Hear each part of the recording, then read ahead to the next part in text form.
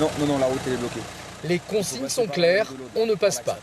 Depuis 24 heures pour se rendre aux stations de ski du plateau Cerdan, il faut emprunter la départementale 117, assez sinueuse, direction Axat, puis Font-Romeu. Un détour qui rallonge d'1 heure le parcours habituel, soit 3h30 en venant de Perpignan. On ne savait pas trop par où passer. On est arrivé hier matin et on a appelé des gens qui étaient déjà ici, qui nous ont dit qu'il fallait passer par Limoux, Axat. Donc petit détour, on a mis 4 heures au lieu de 3. Mais on est passé. C'est plus long, il y a de la circulation, il y a des semi-remorques qui sont descendues avec l'essence, donc c'était dangereux. Donc voilà, il faut absolument faire des frais sur cette route. Des difficultés de circulation qui n'ont pas impacté les stations, que ce soit aux Angles ou à Font-Romeu. Les skieurs sont venus en masse pour profiter des conditions exceptionnelles d'enneigement. Et les services de la station et de l'office de tourisme sont débordés d'appels parce que les gens souhaitent savoir par où venir, comment, le temps aussi, le trajet.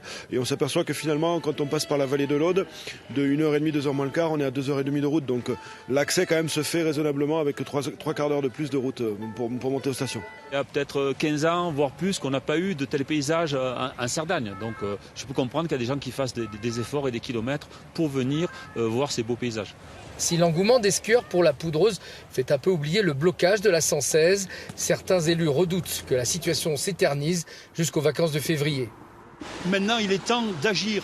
Il est temps que l'on prenne en compte les destinées de cette 116. On ne peut plus se contenter de rapiessage comme c'est actuellement. Il faut, je ne sais pas, faire des paravalanches, faire des tunnels, couper des virages, s'éloigner justement de cette montagne qui s'effrite.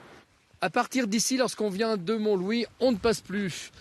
Un barrage identique a été mis en place un peu plus bas, à Fontpédrouse, pour tous ceux qui viennent de Perpignan.